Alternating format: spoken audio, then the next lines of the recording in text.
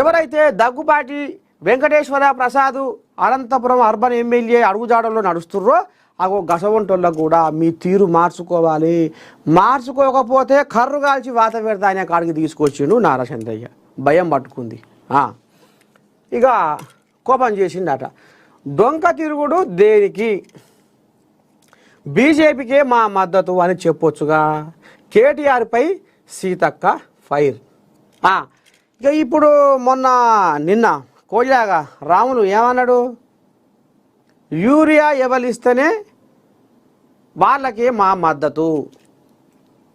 ఏది ఉపరాష్ట్రపతి ఎలక్షన్ల పోలేకో. ఇప్పుడు కొన్ని దేశంలో కొన్ని ప్రాంతీయ పార్టీలు ఉన్నాయి.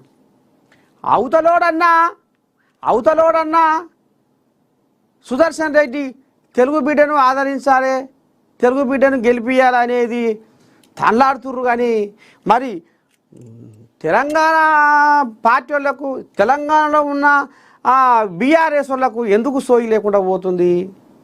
ఏమన్నా అంటే యూరియా మీద పెడుతుర్రు. యూరియా కేంద్ర ప్రభుత్వమే కదా ఇచ్చేది అనేది రాములకు సోయి లేదా? కేంద్రంలో అధికారంలో ఉన్నది బీజేపీ కదా, యూరియా ఇవ్వాల్సింది బీజేపీ వాళ్ళే కదా. యూరియా రావాలి రైతులు దండలాడుతున్నారు అని కొట్లాడుతున్నది మేం కాదా?